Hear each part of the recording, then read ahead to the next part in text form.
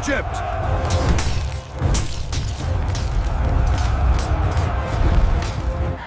मिस्र, दुनिया की पहली बड़ी सुपर पावर और फिरौन का शहर।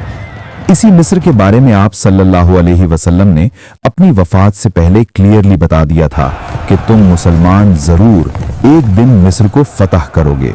लेकिन याद रखना, जब तुम मिस्र को फतह करो तो वहां के आम लोगों के साथ नेकी से पेश आना, क्योंकि वो तुम्हारे रिश्तेदार हैं।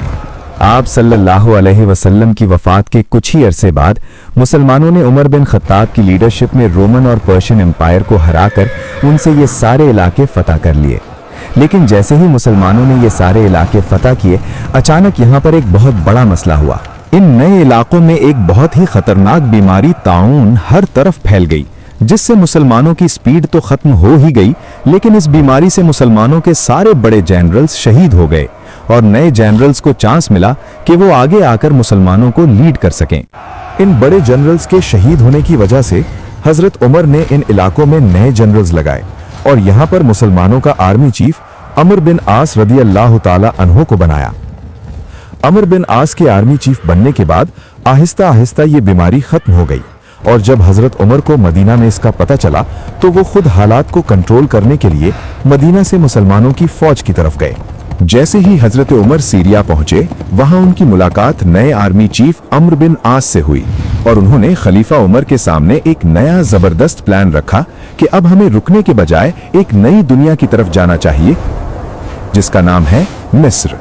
आज से 5000 साल पहले दुनिया के हालात कुछ ऐसे थे कि दुनिया की सबसे इंपॉर्टेंट चीज सिर्फ एक ही थी, पानी।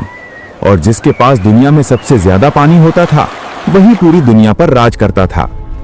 और ऑफ कोर्स उस जमाने से लेकर आज तक दुनिया की सबसे बड़ी रिवर मिस्र में थी, नाइल।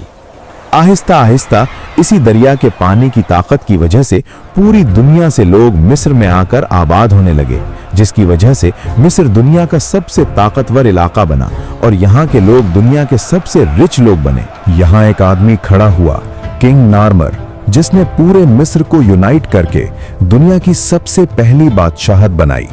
अगले 1000 साल तक मिस्र पूरी दुनिया पर राज करता रहा।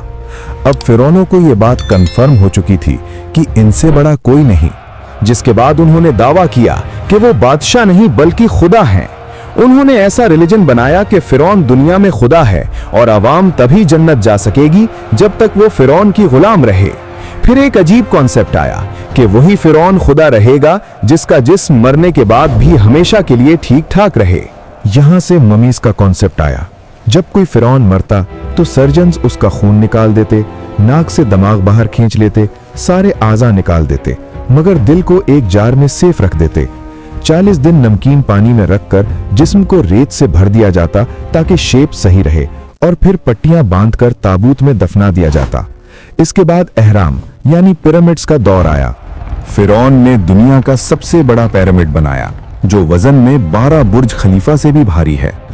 इन पिरामिड्स की वजह से मिस्र का बहुत पैसा खर्च हुआ और इकोनॉमी कमजोर होने लगी।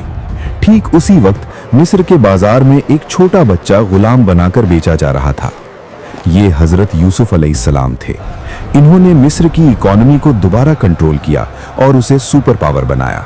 लेकिन उनकी वफात के बाद जब नया फिरौन आया तो उसने बनी इसराइल पर जुल्म शुरू कर दिया और उन्हें अपना गुलाम बना लिया।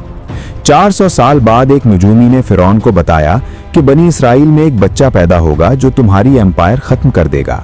फिरौन ने बनी इसराइल के बच्चों को मारने का हुक्म दे दिया, मगर जिस बच्चे को वो ढूंढ रहे थे, मूसा अलैहिस्सलाम, वो उन्हें मार न सका, बल्कि वो फिरौन के अपने घर में पले बढ़े। मूसा अलैहिस्सलाम ने पैगंबर बनने के बाद फिरौन के सामने एक ही डिमांड रखी कि मेरे खानदान बनी इसराइल को गुलामी से आजाद कर दिया जाए। बहुत सारे मौजज़े देखने के बाद आखिरकार फिरौन ने उनकी बात मान ली और बनी इसराइल को मिस्र छोड़ने की इजाजत दे दी। बनी इसराइल के 6 लाख लोग एक ही रात में 400 साल की गुलामी के बाद मिस्र से फलस्तीन की तरफ रवाना हुए। लेकिन अचानक पता नहीं क्या हुआ कि उस वक्त के फिरौन रमसेस ने अपना वादा तोड़ दिया और अपनी पूरी फौज को जंग के लिए तैयार होने का हुक्म दिया। रमसेस अपनी फुल ताकत के साथ मूसा अलैहिस्सलाम का पीछा करने लगा। लेकिन जैसे ही वो बनी इसराइल को खत्म करने के लिए उनके बिल्कुल करीब पहुंचा, ठीक उसी वक्त अल्लाह ने मूसा अलैहिस्सलाम और बनी इसराइल को बचा लिया और रैमसेस फिरौन और उसकी पूरी फौज को समंदर के पानी में गर्क कर दिया। मूसा अलैहिस्सलाम का जिक्र मिस्र की पुरानी तारीख की किसी भी तख्ती या लिखाई में नहीं मिलता। उनकी कहानी हमें बाइबल और कुरान में मिलती है। लेकिन एक चीज है जिस पर आज दुनिया का हर हिस्टोरियन मानता है कि मूसा अलैहिस्सलाम के दौर के फिरौन रमेसेस के मरने के बाद मिस्र कभी भी दोबारा अपने पैरों पर खड़ा नहीं हो सका। यानी मूसा अलैहिस्सलाम ने सिर्फ एक फिरौन को नहीं बल्कि मिस्र की पिछले 3000 साल की हुकूमत को हमेशा के लिए खत्म करने की शुरुआत कर दी थी। रैमसीज मिस्र का आखिरी बड़ा फिरौन था जिसने अपने गुरूर की वजह से अपनी पूरी फौज तबाह करवा ली। इसके बाद पूरी दुनिया को यह समझ आ गई कि फिरौन कोई खुदा नहीं बल्कि सिर्फ एक आम इंसान है। यहां से मिस्र ने अपना सुपर पावर का टाइटल खोना शुरू किया और हालात इतने खराब हुए कि आज तक उस दौर को डार्क एजेस के नाम से याद किया जाता है। इसके कुछ अरसे बाद मिस्र के पास ही फलस्तीन में दुनिया की एक नई सुपर पावर सामने आई जिसके बादशाह का नाम हजरत सुलेमान अलैहिस्सलाम था। वक्त गुजरने के साथ मिस्र इतना कमजोर हो गया कि बहुत सारी ताकतों ने उस पर हमले किए। आखिरकार रोमियों ने मिस्र को पूरी ताकत के साथ फतह किया और अगले 600 साल तक रोमन एम्पायर मिस्र पर राज करती रही। कोई भी उनसे मिस्र छीन नहीं सका।